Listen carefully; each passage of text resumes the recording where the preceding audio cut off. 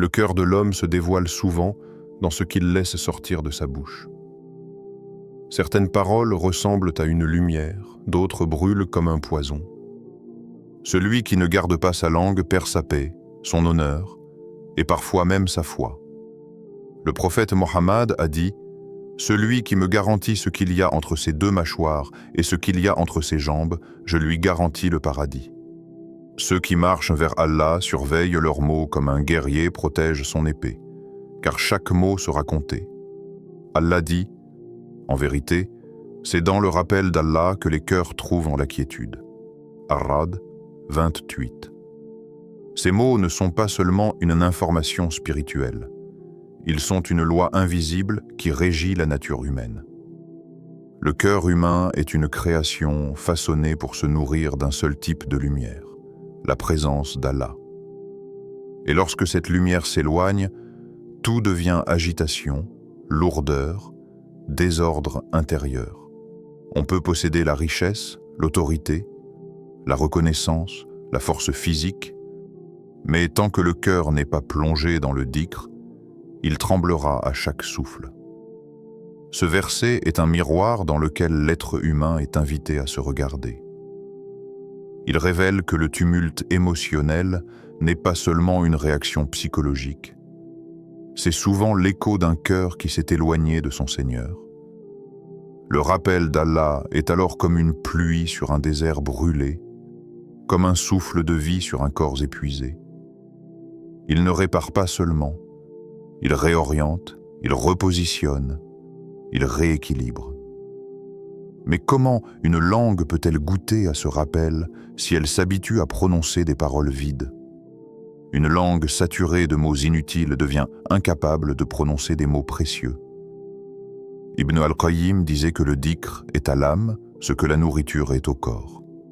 Si tu remplis ton esprit de déchets, où restera-t-il la place pour la lumière? Une langue qui s'égare vers la raillerie, la moquerie, la médisance, la colère, la plainte constante ou l'arrogance perd progressivement sa pureté. Elle se charge d'un voile invisible et ce voile se dépose aussi sur le cœur. Car la langue n'est jamais indépendante du cœur. Elle est son interprète, son messager. Ce que le cœur stocke, la langue le traduit. Si le cœur est troublé, la langue deviendra tranchante. Si le cœur est jaloux, la langue deviendra blessante. Si le cœur est insatisfait, la plainte coulera automatiquement. Si le cœur est orgueilleux, la langue se gonflera de vantardise. Le Coran insiste sur cette responsabilité intérieure. Ce que prononce sa langue, un ange l'inscrit immédiatement. Rien n'est anodin.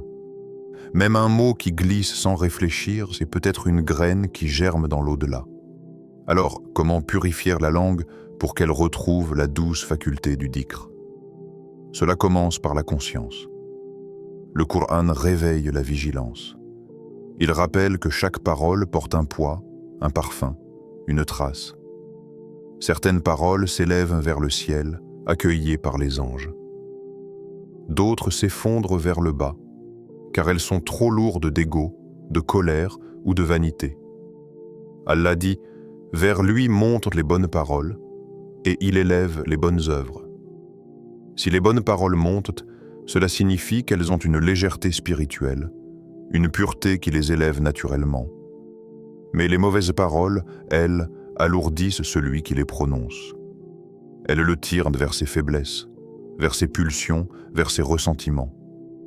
Elles constituent une chaîne invisible que l'être humain traîne sans même s'en rendre compte. Elles consomment son énergie intérieure, troublent sa tranquillité, aggravent ses angoisses. Et lorsqu'il perd l'habitude du dhikr, il perd la stabilité. Al-Ghazali disait que la langue est un organe étrange, minuscule, mais capable de porter les plus lourdes conséquences. Il expliquait que celui qui habitue sa langue au silence réfléchi, au dhikr, à la sagesse, verra ses pensées se purifier. Et lorsque les pensées se purifient, les émotions se calment. Et lorsque les émotions se calment, la foi peut prendre toute sa place. Le dhikr n'est pas seulement un acte rituel, c'est un remède psychologique. Il apaise les tempêtes intérieures. Il éclaire les zones d'ombre de l'âme. Il adoucit les blessures cachées. Il répare ce que l'homme croyait irréparable. Mais pour y accéder, il faut libérer la langue. Celui qui remplit sa journée de paroles inutiles se prive de la douceur du rappel. Celui qui remplit sa bouche de critiques et de colère ferme lui-même la porte de la paix intérieure. Le cœur qui veut la quiétude doit créer de la place, et cette place se crée par ce qu'on arrête de dire. Le verset dit « Les cœurs trouvent la quiétude ». Et non, la langue récite. La récitation est un moyen, mais la transformation se fait dans le cœur. La langue ouvre la voie, mais le cœur récolte la lumière. Cela signifie que le dhikr n'est pas seulement un mouvement de la bouche, c'est un état, une orientation, un retour constant vers Allah. Même le silence peut être dhikr si le cœur reste connecté à son Seigneur. Le Coran parle souvent de ceux qui ont des langues adoucies par la foi, car leur parole devient un acte de bonté. Leur voix apaisée est le signe d'un cœur apaisé. Leur douceur n'est pas faiblesse. C'est la marque d'une âme qui a trouvé la tranquillité en Allah. La question demeure, comment une langue peut-elle proclamer la grandeur d'Allah si elle a été habituée à propager le vide? Une langue transformée transforme un cœur. Un cœur transformé transforme une vie entière. Et la première porte de cette transformation est le dhikr, le rappel d'Allah. La nourriture qui rend la conscience vivante, la mémoire éveillée et l'âme légère. Parfois, ce que tu dis trahit ce que ton cœur refuse d'avouer. Il y a, au fond de chaque être humain, des zones muettes que l'on préfère ne pas regarder, des émotions non digérées, des blessures que l'on écarte, des faiblesses que l'on maquille derrière des mots bien choisis. La langue devient alors un écran. Elle montre ce que l'on veut montrer et masque ce que l'on ne veut pas ressentir. Mais elle finit toujours par refermer son piège, car tôt ou tard, un mot échappé révèle ce que tout le reste cherchait à cacher. L'être humain croit parfois qu'il peut maîtriser son apparence, ses gestes, ses décisions. Mais il sous-estime toujours une chose. Les mots qu'il prononce sont le reflet de ses véritables priorités émotionnelles. Ce que tu défends spontanément, ce que tu critiques sans réfléchir, ce que tu justifies avec insistance, ce que tu dis quand tu es contrarié. Tout cela montre la carte secrète de ton cœur. La langue ne ment pas longtemps. Elle finit par livrer la vérité que ton cœur tente d'étouffer. C'est pour cela que la question « As-tu dompté ton ego ou est-ce lui qui te domine ?» n'est pas une provocation. C'est un test intérieur. Une invitation à écouter ce que tu dis comme si tu étais un étranger à toi-même. Car le nafs aime prendre les commandes. Il aime imposer sa voix, s'installer dans la fierté, nourrir la susceptibilité, réclamer l'admiration. Et quand il parle, c'est rarement avec douceur. Il parle brusquement, avec la rigidité de celui qui ne veut jamais avoir tort, avec les nuances blessées de celui qui refuse d'être questionné, avec l'impulsivité de celui qui craint de perdre une parcelle de contrôle. Regarde la manière dont tu t'exprimes quand quelqu'un te contredit. Est-ce la raison qui répond ou la peur de ne pas avoir raison? Observe tes mots quand on te corrige. Est-ce la gratitude qui apparaît ou l'orgueil qui se dresse comme une barrière? Analyse ce que tu dis quand tu es blessé. Est-ce ton cœur qui cherche la vérité ou ton ego qui cherche la revanche? Tout être humain passe par ces tensions intérieures. Le prophète a dit que le véritable combat est celui du nafs, pas celui contre les autres. Car l'ego demande toujours une forme d'adoration. Qu'on ne le critique pas, qu'on le respecte, qu'on le flatte, qu'on lui donne raison. Et quand ses attentes ne sont pas comblées, la langue devient l'instrument par lequel il se défend, souvent brutalement. C'est ici qu'intervient la parole d'Ibn al-Qayyim. Le cœur n'acquiert sa noblesse qu'en se tenant proche de son Seigneur et en se dépouillant de son orgueil. Cette phrase n'est pas seulement une maxime spirituelle. C'est une radiographie de l'âme. La noblesse du cœur, cette pureté que l'on ressent chez certains êtres, cette sérénité qui émane de leurs mots, ne vient jamais de l'intelligence ou de la culture. Elle vient de la proximité avec Allah, de la conscience que l'on est minuscule devant sa grandeur, de l'abandon des prétentions une à une, jusqu'à ce que le cœur n'ait plus besoin d'être vu, entendu ou validé. Quand le cœur s'allège de son orgueil, la langue s'allège à son tour. Une langue arrogante n'est pas seulement un défaut moral, c'est un symptôme. C'est l'indice d'un combat que le cœur est en train de perdre. C'est la trace d'une fierté qui refuse de se reconnaître humble devant Allah. Car l'arrogance n'est jamais dirigée uniquement contre les humains. Elle est, au fond, une posture adoptée devant Dieu. Celui qui se croit supérieur aux autres oublie qu'il est fait de poussière. Celui qui humilie par ses mots oublie que son souffle est un prêt qui peut lui être retiré à tout moment. Celui qui veut toujours avoir le dernier mot ignore que chaque mot l'approche ou l'éloigne de son Créateur. La petitesse devant Allah n'est pas humiliation, c'est libération. Celui qui se sait petit devant son Seigneur n'a plus besoin de se sentir grand devant les hommes. Il n'a plus besoin d'élever sa voix pour imposer son importance. Il n'a plus besoin d'écraser pour exister. Il n'a plus besoin d'être reconnu pour se sentir stable. Sa langue devient douce parce que son cœur est apaisé. Et quand le cœur s'élève, l'ego s'agenouille. Quand l'ego s'agenouille, la langue se purifie. Et quand la langue se purifie, l'être entier se transforme. La vraie question n'est donc pas « Que dis-tu » ? La vraie question est « D'où viennent tes paroles » ? Viennent-elles d'un cœur qui se souvient d'Allah ou d'un ego qui se souvient uniquement de lui-même ? Viennent-elles d'une âme qui cherche la guidance ou d'un nafs qui cherche la domination ? Viennent-elles d'un être humble ou d'un être blessé qui se protège par la dureté ? Chaque mot que tu prononces est une trace. Parfois, il révèle ta profondeur. Parfois, il dévoile ton besoin de guérison.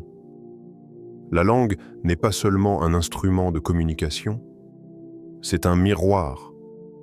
Et parfois, ce qu'elle renvoie n'est pas agréable à voir. Mais cette vision est nécessaire. Car comment purifier un cœur si l'on ignore qu'il est troublé ? Le chemin commence généralement par une simple prise de conscience. Écouter sa propre parole comme si elle venait de quelqu'un d'autre. C'est dans cet écho que l'on découvre si l'ego règne ou s'il est enfin maîtrisé. Il existe des paroles qui s'écoulent doucement, comme une eau pure descend d'une montagne silencieuse. Elles glissent entre les pierres du cœur, rafraîchissent les zones brûlées par l'épreuve et redonnent vie là où la sécheresse avait pris place. Ces paroles, souvent simples, ne cherchent pas à impressionner. Elles ne possèdent ni l'éclat des discours savants, ni la puissance tonitruante des déclarations publiques. Pourtant, ce sont celles qui guérissent, celles qui apaisent, celles qui touchent le plus profondément. Elles ressemblent à un ruisseau tranquille que personne n'entend venir, mais qui finit toujours par nourrir la terre. Elles ne forcent rien, elles n'exigent rien. Elles se déposent doucement sur l'âme, comme une pluie fine sur les toits d'une ville endormie. Une seule phrase, bienveillante et sincère, peut effacer des jours entiers de fatigue. Un seul mot, prononcé avec tendresse, peut redonner espoir à un cœur au bord de l'abandon. Ces paroles-là sont de véritables lanternes. Elles éclairent sans brûler.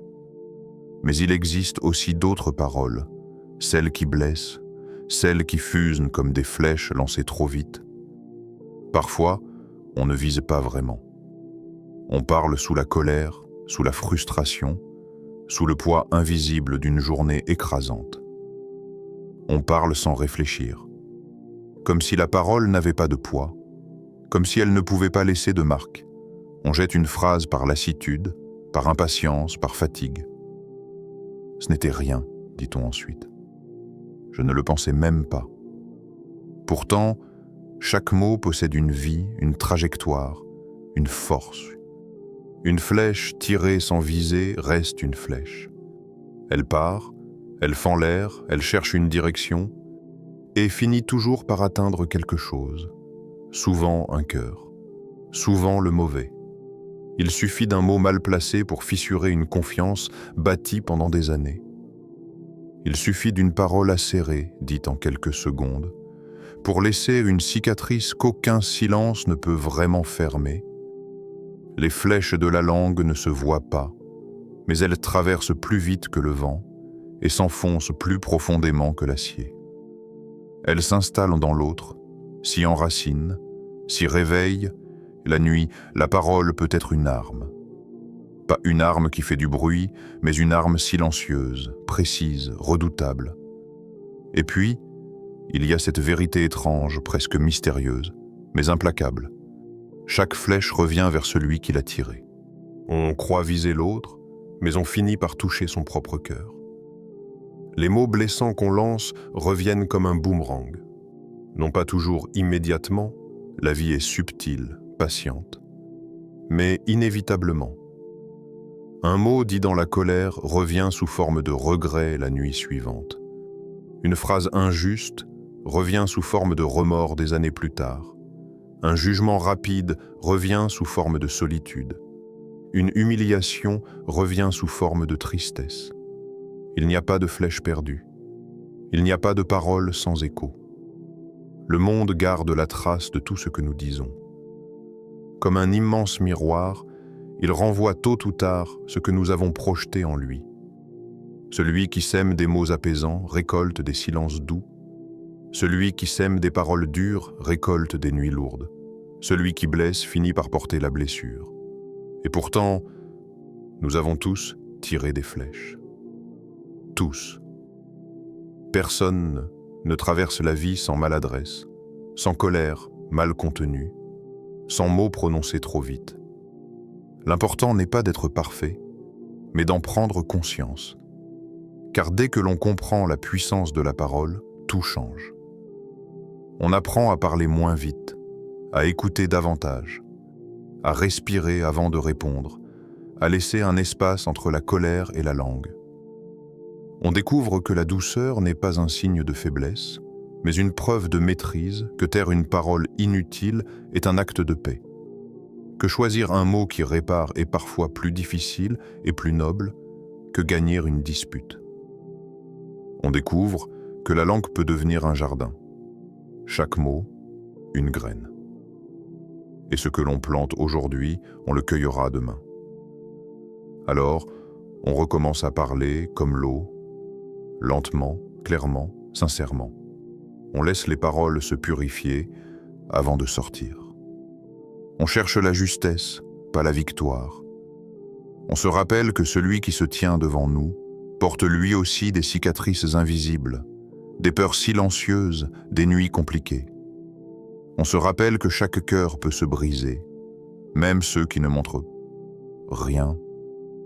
Et surtout, on se rappelle que les mots ont une mémoire. Ils restent dans l'air longtemps après qu'on les ait prononcés. Ils vibrent dans la vie des autres, puis reviennent se poser dans la nôtre, car les paroles apaisantes reviennent comme des bénédictions, et les flèches reviennent comme des leçons.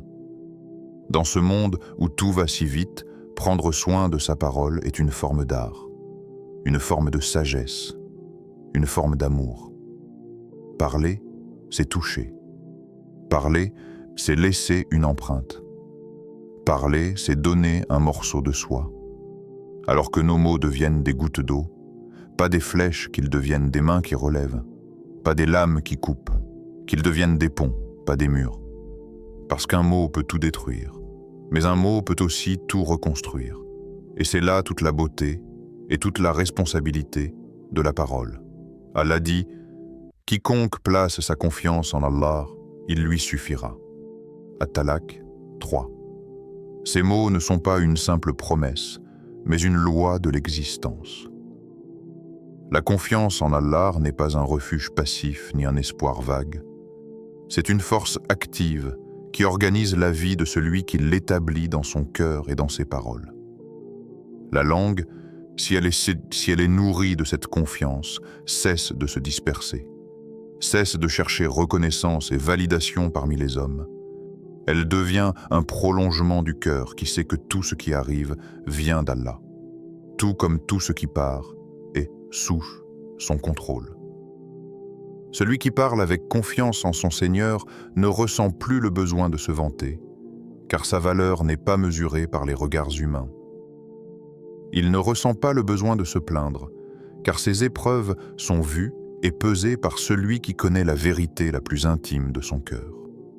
Il ne répand pas la négativité, car il sait que toute malveillance, tout jugement hâtif, tout mot inutile revient à celui qui le prononce. Le Coran rappelle à maintes reprises que les paroles sont plus que des sons. Elles portent une force invisible, un poids spirituel qui se traduit en bénédiction ou en conséquence. Le croyant dont la confiance est en Allah devient ainsi maître de sa langue. Il ne parle que pour le bien, pour l'édification, pour la vérité. Il sait que chaque mot prononcé a sa répercussion dans ce monde et dans l'au-delà.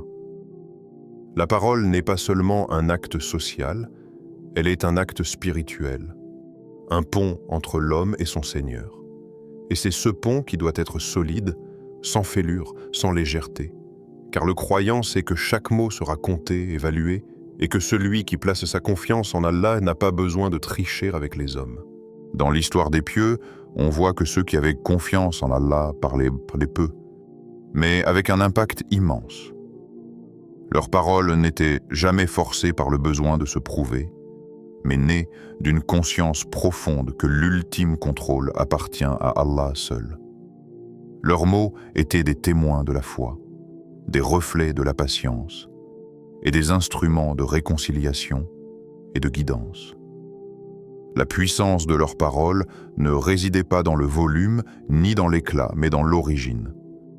Un cœur attaché à Allah et une langue soumise à cette confiance. La confiance en Allah libère également l'homme de la peur du jugement humain. La société impose des regards, des attentes et parfois des critiques. Ceux qui ne savent pas placer leur confiance se précipitent pour justifier chaque mot, chaque acte, chaque silence. Mais celui qui sait que son Seigneur observe, protège et guide ne craint plus les critiques inutiles. Il parle avec tranquillité, parce qu'il sait que la vraie justice appartient à Allah.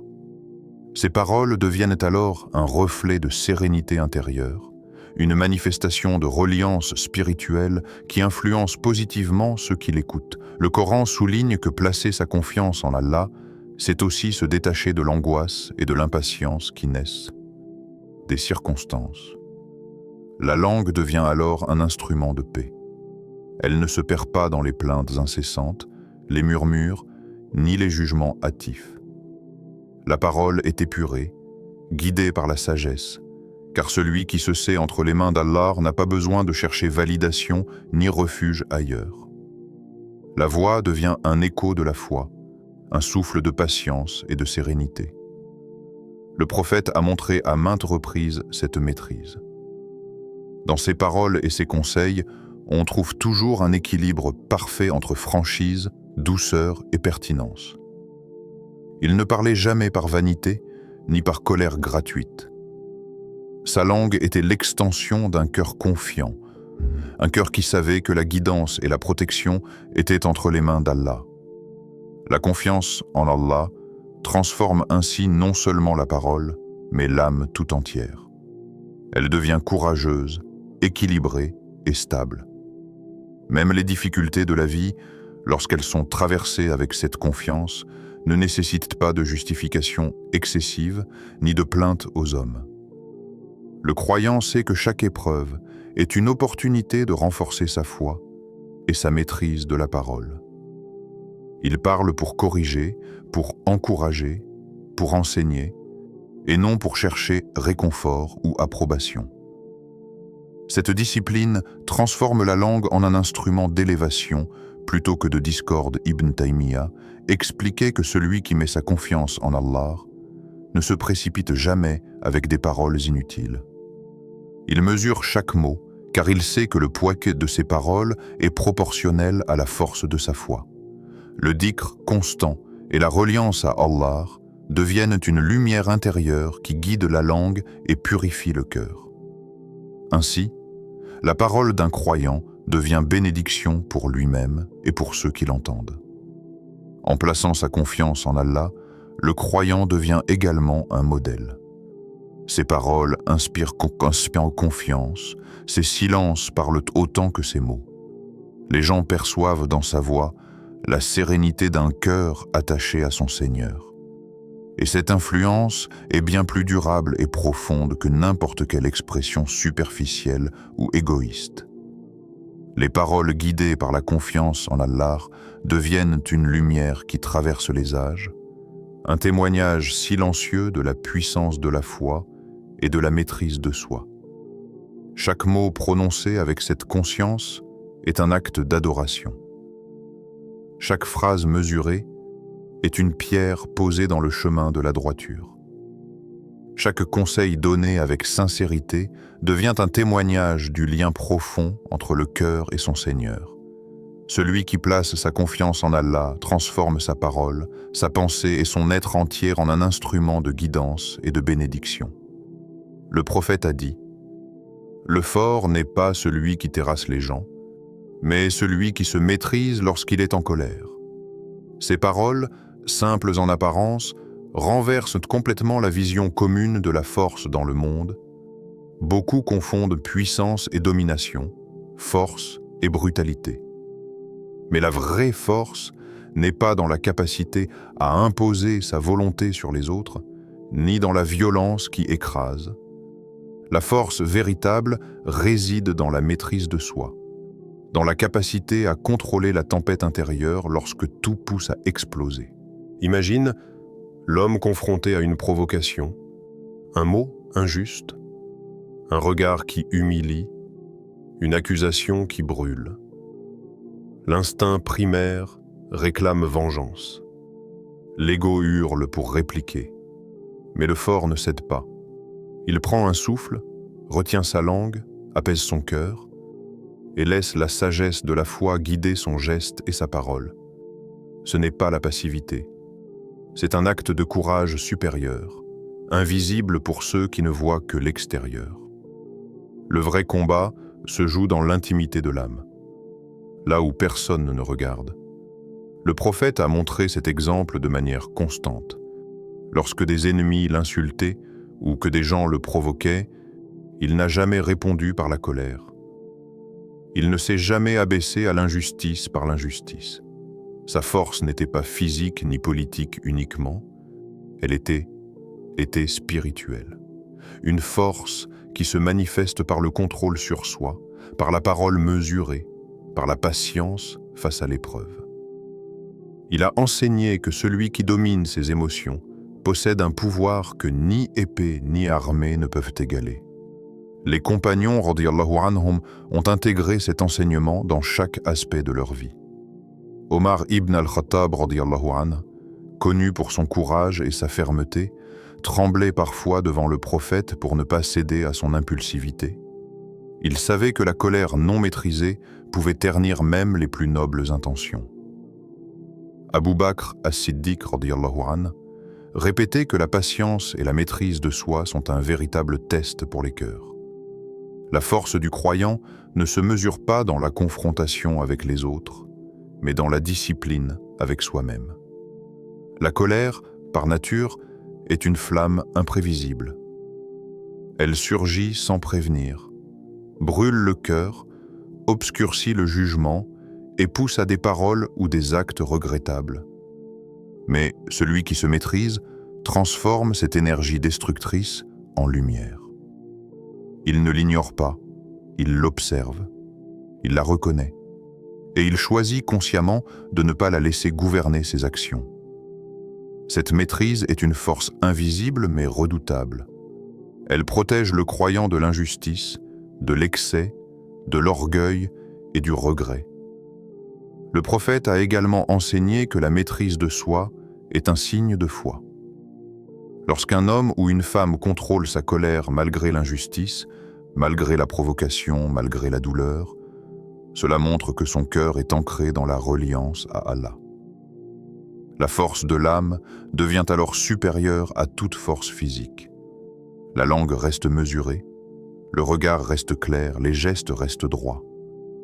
Le croyant devient une source de lumière, non un instrument de destruction. Il y a des récits où des compagnons ont été insultés publiquement, menacés ou provoqués.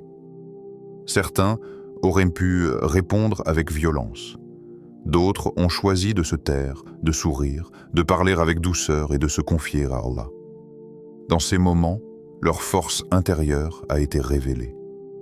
Le monde a vu seulement la patience, mais les anges ont vu le courage spirituel, le contrôle sur le nafs et la soumission consciente à la volonté divine. Le hadith met également en évidence une autre dimension.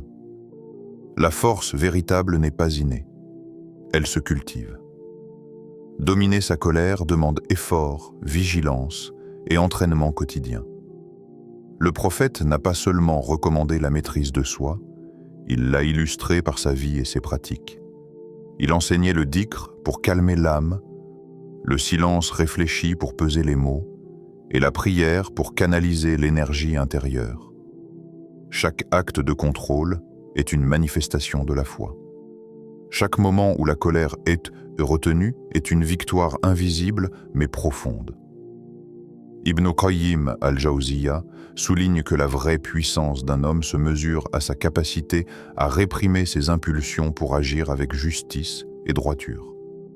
La colère non maîtrisée détruit le jugement, brouille la raison et peut transformer l'homme en son pire ennemi. La force spirituelle, au contraire, ouvre l'esprit, clarifie le cœur et renforce le lien avec Allah. Celui qui contrôle sa colère est protégé des excès du monde et des excès de lui-même. La maîtrise de soi est aussi un héritage transmis à ceux qui nous entourent. Lorsque la colère est retenue, la parole mesurée et la réponse équilibrée deviennent un exemple. Les enfants apprennent, les proches observent, les ennemis respectent. La puissance tranquille de la patience inspire plus qu'une démonstration de force physique. C'est une force qui transforme les relations, apaise les conflits et élève la communauté. Le prophète a fait du contrôle de la colère une priorité dans l'éducation de ses compagnons. Il ne suffisait pas d'être courageux dans le champ de bataille. Il fallait être courageux dans l'intimité de l'âme, dans les moments où le nafs se soulève. La force visible attire l'attention, la force intérieure façonne les cœurs, et la maîtrise de la colère est le socle de cette force. Ainsi, celui qui comprend cette leçon réalise que la force réelle n'est pas dans la domination sur autrui, mais dans la conquête de soi. La colère devient un outil pour mesurer l'âme. Elle révèle qui est véritablement fort et qui se laisse dominer par ses passions. La force prophétique n'est pas imposée, elle est silencieuse, profonde, éclairante, et elle transforme celui qui la cultive en un modèle intemporel pour les générations. Al-Ghazali disait « La langue est un animal sauvage. Si tu ne l'enchaînes pas, elle te dévorera. » Ces mots ne sont pas de simples métaphores, ils sont une vérité universelle et intemporelle. La langue, si elle n'est pas disciplinée, agit comme une force incontrôlable, capable de ruiner des relations, de briser des communautés, et d'entraîner l'individu lui-même dans le feu de ses propres erreurs. Elle peut trahir ce que le cœur veut garder secret. Elle peut déformer la vérité, semer la discorde et générer des remords qui brûlent plus que n'importe quelle punition extérieure. La question qui s'impose à chaque croyant est « Quelle chaîne as-tu placée autour de ta langue ?» Ces chaînes ne sont pas physiques, elles sont spirituelles, conscientes et volontaires. Elles sont le fruit d'une éducation intérieure, d'une vigilance constante et d'une discipline morale. Sans elles, même les meilleurs instincts peuvent se transformer en chaos. Le cœur et la langue doivent être alignés, et pour cela, la conscience doit agir comme un gardien vigilant. Dans le Coran, Allah nous rappelle constamment le pouvoir des mots « Quiconque croit en Allah et au jour dernier, qu'ils disent du bien ou qu'ils se taisent. Sahih Bukhari. La moralité de la parole est indissociable de la foi. La chaîne qui retient la langue n'est pas un acte de privation, mais un acte d'honneur et de responsabilité. Elle protège non seulement les autres, mais surtout celui qui parle.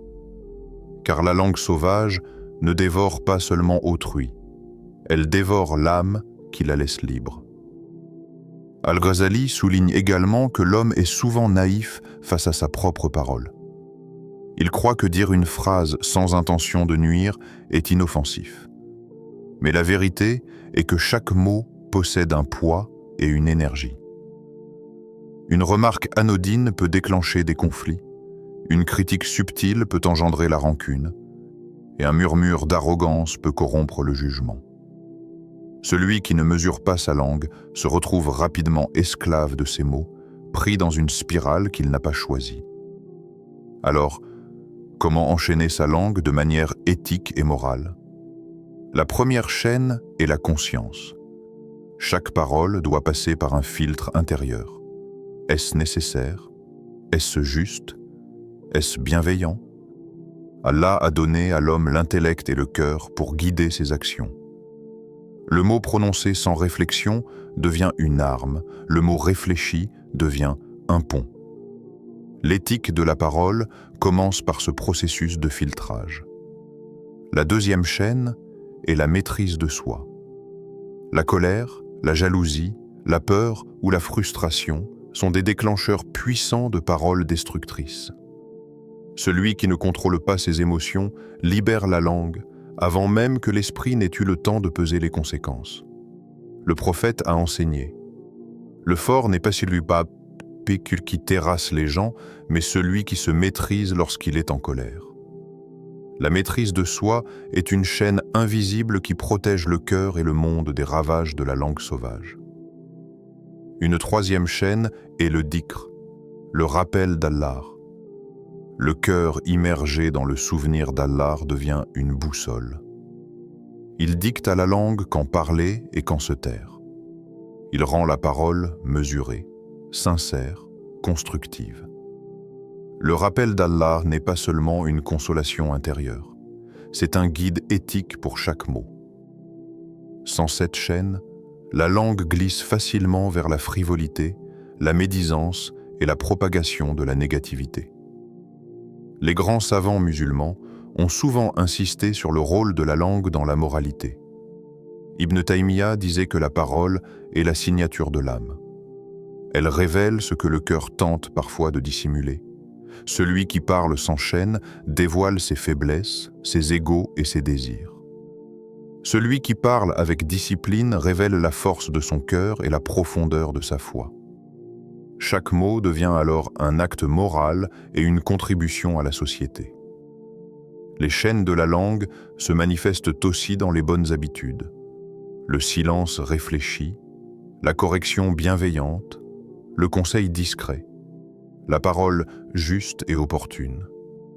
Celui qui enchaîne sa langue comprend que dire moins ne signifie pas manquer, mais que chaque mot a plus de valeur et de poids. La discipline devient alors un outil de justice, de vérité et de bienveillance. Elle protège le cœur et protège autrui. Enfin, la langue sauvage peut aussi être enchaînée par la contemplation constante des conséquences. Au-delà de ce monde, chaque parole a un poids dans l'au-delà. Les paroles injustes, blessantes ou frivoles seront pesées et évaluées. Celui qui comprend cette réalité vit avec la vigilance nécessaire pour mesurer chaque mot. La conscience morale ne se limite pas aux interactions humaines, mais inclut le jugement divin. La chaîne devient alors une protection spirituelle et éthique. La sagesse islamique enseigne donc que la maîtrise de la langue est un pilier de la moralité. Les chaînes ne sont pas des contraintes. Elles sont des garde-fous, des guides, des instruments de justice et de bonté. Chaque mot retenu, chaque remarque mesurée, chaque silence réfléchi fortifie le caractère et affermit la foi. Celui qui enchaîne sa langue développe une noblesse intérieure qui influence tout autour de lui. La question persiste. Quelle chaîne as-tu placée autour de ta langue? Es-tu conscient de chaque mot qui sort? Es-tu vigilant face aux flammes de la colère, de l'orgueil ou de la vanité? Tes paroles construisent-elles ou détruisent-elles? Celui qui prend cette responsabilité transforme sa langue en instrument de bien, sa parole en guide, et sa vie en modèle moral et éthique. Et ainsi, ce qui était autrefois sauvage devient un allié fidèle de l'âme, un compagnon du cœur et une lumière pour les autres. Avant de prononcer un mot, ferme un instant les yeux de ton esprit et écoute le silence, ressens la présence de celui qui sait tout, voit tout, entend tout. Dans ce silence, pose-toi la question: que restera-t-il de mes paroles au jour du jugement? Chaque phrase que nous prononçons est comme une semence. Certaines germent en bien, d'autres germent en mal. Certaines nourrissent l'âme d'autrui, d'autres la corrompent. Chaque mot que tu laisses s'échapper trace un sillon invisible dans l'éternité. Ce qui semble léger aujourd'hui peut se transformer en un arbre d'ombre ou de lumière dans l'au-delà. Le temps d'une parole est court, mais son impact est éternel. Le prophète a enseigné que le véritable croyant est celui qui mesure sa langue, celui qui pèse ses mots avant de les prononcer. La langue n'est pas un simple instrument de communication. Elle est le reflet de l'âme et le témoin de la foi. Quand la parole se détache de la conscience, elle devient un instrument de perdition. Quand elle s'enracine dans la vigilance spirituelle, elle devient une source de bénédiction. Chaque mot est une offrande ou un fardeau, chaque silence est une protection ou une perte. Demande-toi, quand tu parles, le fais-tu pour Allah ou pour les hommes? Parles-tu pour corriger ou pour humilier?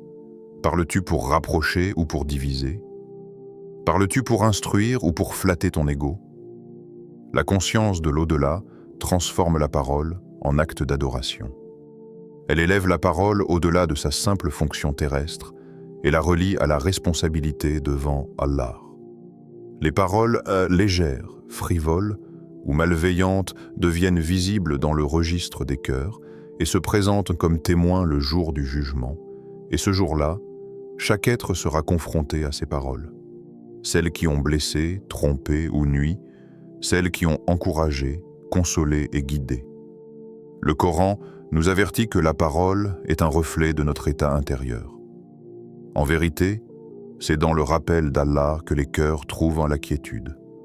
Ar-Ra'd 28. Lorsque le cœur est rempli de foi, la parole devient un écho de lumière et de sérénité. Lorsqu'il est troublé par l'ego, la colère ou l'orgueil, la langue devient destructrice. L'âme et la langue sont liées, purifiées, l'un purifie l'autre. Chaque croyant peut méditer sur cette vérité et chercher à maîtriser ses paroles avant qu'elles ne franchissent les lèvres. Une phrase prononcée sans réflexion peut altérer une vie. Une parole, dite avec conscience, peut sauver une âme, la guider et la réconforter.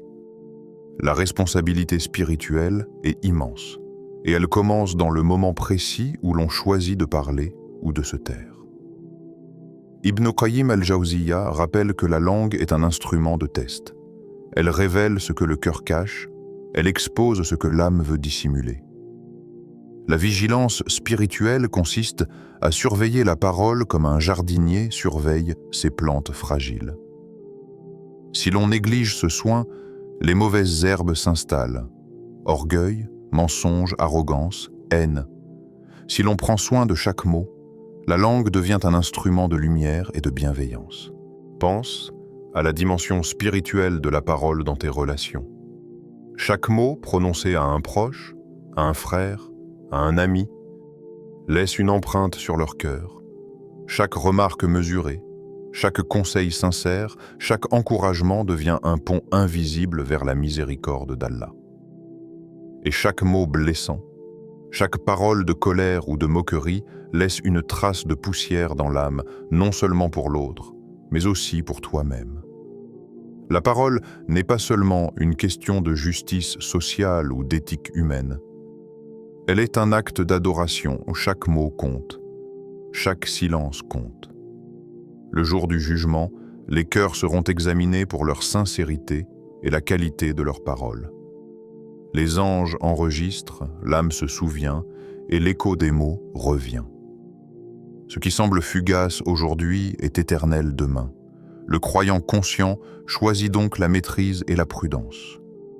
Il apprend à respirer avant de parler, à laisser la colère se dissiper, à laisser l'ego s'incliner, à réfléchir aux conséquences. Il fait du dhikr un guide, de la prière un refuge, et de la méditation un miroir pour son cœur. Chaque mot devient alors un acte de vigilance spirituelle, chaque phrase une manifestation de foi, et chaque silence un espace sacré où l'âme se repose et se purifie. Alors, pose-toi cette question encore et encore. Que restera-t-il de mes paroles au jour du jugement? Ne laisse aucun mot franchir tes lèvres sans conscience. Ne permets à aucun son de sortir sans qu'il ait été pesé à l'aune de l'éternité. Car chaque phrase construit ton sort éternel ou le détruit. Ainsi, la langue devient un instrument sacré. Elle est le prolongement du cœur, la voix de la foi et l'écho de l'âme devant Allah. La vigilance spirituelle transforme la parole en lumière. Chaque mot devient un pas vers l'agrément divin et chaque silence devient une forteresse contre le mal. Le croyant ne parle pas pour le monde mais pour Allah. Il ne cherche pas l'éclat des hommes, mais la clarté de l'âme. Il ne souhaite pas flatter, mais purifier. La parole spirituelle est ainsi un art divin. Chaque syllabe compte, chaque phrase est pesée, et chaque mot peut être une clé ou une chaîne dans l'éternité. Celui qui comprend cette dimension vit dans une conscience profonde et constante, car il sait que la langue est la messagère de l'âme, et que l'âme répondra devant Allah pour chaque parole prononcée. Le messager d'Allah a dit « Celui qui croit en Allah et au jour dernier, qu'il dise du bien ou qu'il se taise. » Ces paroles sont à la fois simples et profondes, un guide direct pour chaque croyant. Elles ne se contentent pas de recommander le bon discours, elles révèlent la puissance du silence. Dans la vie quotidienne, nous sommes entourés de bruit, de paroles incessantes, d'informations et de discussions. Mais le silence, lorsqu'il est choisi consciemment, devient un acte de piété, un refuge pour l'âme et un moyen de préserver la lumière intérieure. Le silence n'est pas une absence de parole par peur ou par faiblesse. Il est la maîtrise d'une énergie intérieure. C'est un état dans lequel le cœur domine l'ego, où la conscience spirituelle prend le contrôle sur l'instinct de répondre, de répliquer ou de juger. Le prophète a enseigné que celui qui croit véritablement en Allah et au jour dernier sait que toute parole a un poids et que chaque mot sera mesuré.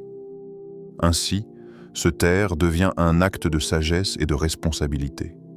Il existe des moments où le silence protège le croyant de lui-même.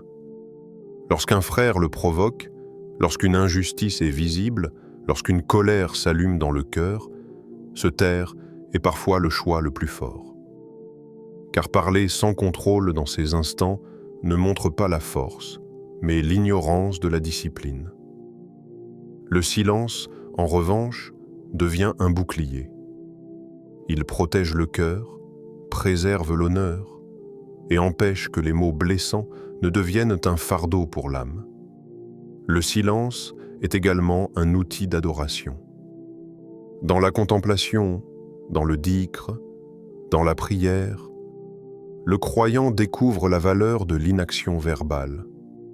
Il écoute son cœur, il ressent la présence d'Allah, il laisse le temps à la sagesse de parler à travers lui. Chaque instant de silence choisi avec conscience est un acte qui rapproche le cœur de la foi et qui transforme la langue en instrument sacré plutôt qu'en source de chaos. Les compagnons, radiyallahu anhum, ont parfaitement compris cette leçon. Omar ibn al-Khattab, radiyallahu anhu, lorsqu'il était confronté à une provocation, pouvait sembler silencieux, mais ce silence était habité par une force intérieure immense. Abu Bakr as-Siddiq, radiyallahu anhu, face aux critiques ou aux accusations, choisissait le silence lorsqu'il n'y avait rien de constructif à dire. Leur exemple montre que la puissance d'une parole n'est pas dans sa fréquence, mais dans son intention et sa pertinence. Le silence a aussi une fonction sociale et morale. Parfois, un mot prononcé trop vite peut blesser un cœur fragile, provoquer des tensions ou nourrir la rancune. Se taire permet de réfléchir, de peser l'impact de la parole, de mesurer sa portée. Ainsi, le silence devient un outil pour maintenir l'harmonie et la paix. Il devient un acte de responsabilité envers soi-même et envers les autres. Le prophète a montré, à travers sa vie, l'importance du silence. Il ne parlait pas pour remplir le vide, mais pour transmettre la vérité, la guidance et le bien. Il utilisait la parole de manière précise, mesurée et remplie de sens. Et lorsqu'il se taisait, ce silence n'était jamais vide. Il était méditatif, protecteur et inspirant.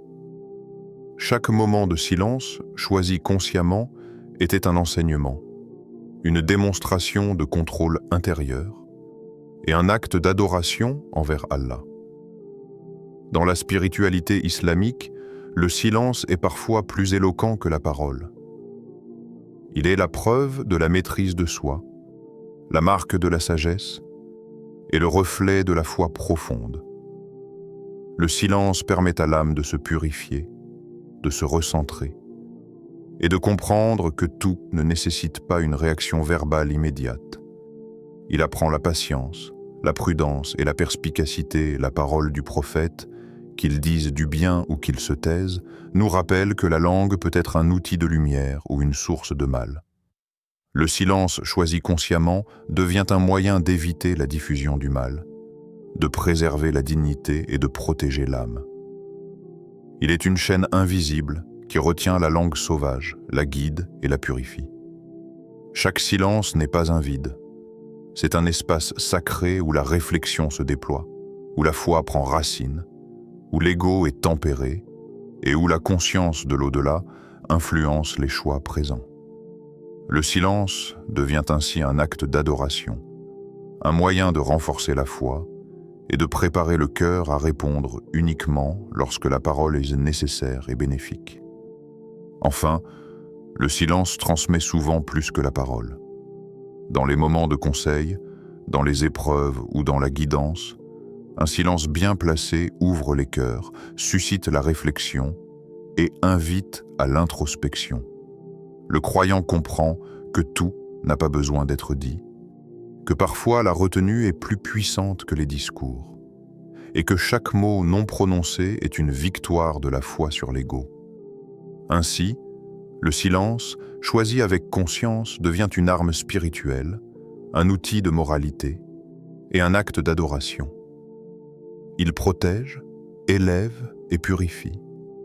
Le croyant qui comprend cette vérité fait de sa langue un instrument de bien, de lumière et de guidance. Il transforme le vide apparent du silence en richesse spirituelle, et chaque mot qui franchit ses lèvres devient intentionnel, juste et béni. Ibn Taymiyyah disait « Le croyant est un artisan de paix. Ses paroles guérissent, elles ne blessent pas. Ces mots frappent comme un marteau sur l'âme. Ils ne sont pas de simples paroles, mais un appel à la responsabilité totale. La langue, lorsque le cœur est engagé dans la foi, devient un outil de transformation, non seulement pour soi, mais pour le monde qui nous entoure. Chaque mot peut soigner ou détruire. Chaque syllabe peut rapprocher des cœurs ou semer la discorde. Et la question centrale surgit alors, si Allah m'appelait aujourd'hui, que trouverait-il dans ma langue et dans mon cœur? Pose cette question et laisse-la résonner dans ton esprit. Ne la balaie pas. Ne la transforme pas en pensée fugace. Regarde ton cœur et ta langue avec une honnêteté brute. Les paroles inutiles que tu prononces quotidiennement, que construisent-elles? Les murmures de colère, de jalousie ou d'orgueil, que laissent-ils derrière eux? Et les silences que tu choisis, sont-ils des refuges de sagesse ou des zones d'indifférence et de paresse spirituelle? Ibn Taymiyya nous rappelle que le croyant n'est pas passif. Il ne peut pas prétendre à la foi tout en laissant sa langue divaguer sans contrôle. La foi exige la discipline. Elle exige la vigilance. Elle exige que chaque mot soit pesé, réfléchi et orienté vers le bien. L'artisan de paix n'est pas celui qui se tait par peur ou par lâcheté. Il est celui qui choisit consciemment de parler pour guérir, d'agir pour réparer et de répandre la lumière dans chaque interaction. Imagine un cœur occupé par l'ego, la rancune ou l'orgueil. Sa langue ne peut produire que douleur et confusion, mais un cœur attaché à Allah, rempli de foi et de patience et de conscience du jugement, transforme chaque parole en un acte de miséricorde.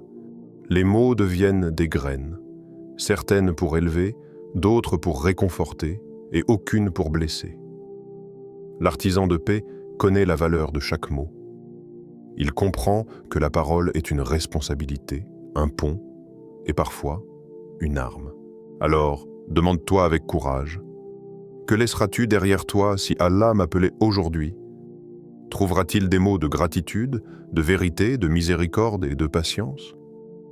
Ou des traces de colère, de vanité, de frivolité et de rancune? Chaque moment est un test. Chaque conversation est une épreuve. Et chaque mot prononcé peut soit construire, soit détruire. L'heure de la responsabilité est maintenant. Le jugement commence dans le cœur, dans la conscience de nos paroles, dans la maîtrise de notre langue. Le croyant doit agir comme un artisan, avec précision, avec soin, avec intention. Il ne laisse rien au hasard. Chaque mot doit servir un but, élever, guérir, inspirer, et chaque silence, lorsqu'il est choisi avec sagesse, devient un acte d'adoration. La maîtrise de soi n'est pas une option, c'est un devoir. La langue est un outil de construction ou de destruction, et le croyant conscient choisit toujours de construire. Les paroles blessantes se diffusent rapidement, mais leurs cicatrices restent longtemps. Les paroles de paix, elles, voyagent lentement, mais laissent un impact durable. Ibn Taymiyya nous pousse à nous demander: suis-je un instrument de guérison ou un vecteur de douleur? La réponse détermine la qualité de ma foi et la pureté de mon cœur. La langue devient alors un miroir de l'âme. Elle reflète ce que nous sommes vraiment, ce que nous avons cultivé à l'intérieur et ce que nous souhaitons laisser derrière nous. La conscience de l'au-delà intensifie cette responsabilité. Les mots ne disparaissent pas. Ils traversent le temps, les espaces, et ils attendent d'être évalués devant Allah chaque conversation, chaque remarque, chaque critique, chaque encouragement. Tout sera compté. Celui qui comprend cela vit dans une vigilance constante. Il respire avant de parler. Il réfléchit avant de répondre. Il mesure chaque mot comme un artisan, mesure chaque coup de ciseau, chaque geste précis et chaque détail de son œuvre. La force de l'artisan de paix réside dans la constance. Il ne parle pas seulement correctement en public, mais aussi dans l'intimité, dans les moments où personne ne regarde, dans les situations où l'ego pourrait l'emporter. Sa langue est enchaînée par la conscience, guidée par la foi et orientée vers le bien. Il transforme chaque mot en une action spirituelle, chaque phrase en une semence d'éternité, chaque silence en protection pour son âme et pour celle des autres. Alors, prends un instant pour te regarder dans le miroir intérieur de ta conscience. Demande-toi, si Allah m'appelait aujourd'hui, Que trouverait-il dans ma langue? Et dans mon cœur? Ne réponds pas par superficiel. Ne détourne pas le regard. Regarde honnêtement. Agis immédiatement. Car chaque moment perdu à parler sans conscience est une occasion manquée de cultiver la paix, d'édifier et de purifier ton âme. Le croyant n'a pas le droit de banaliser sa parole. Il n'a pas le droit de laisser la langue vagabonder dans la frivolité, la médisance ou la colère. Il est un artisan de paix. Il guérit par ses mots, il apaise par ses silences, il inspire par sa conscience. Chaque interaction devient un test. Chaque échange, une opportunité de montrer la force de la foi et la pureté du cœur. Ainsi, que chaque mot que tu prononces aujourd'hui soit un témoignage de ta foi. Que chaque silence soit une protection de ton âme. Que chaque phrase construise la lumière autour de toi et prépare ton cœur à ce moment où rien ne pourra être caché devant Allah. Demande-toi encore une fois, si Allah m'appelait aujourd'hui, que trouverait-il dans ma langue et dans mon cœur? La réponse définit non seulement ta parole, mais ton éternité protège ta langue. Purifie ton cœur et laisse tes paroles être un miroir de ta foi. Car les mots que tu prononces forgent ton âme, comme le feu forge l'acier,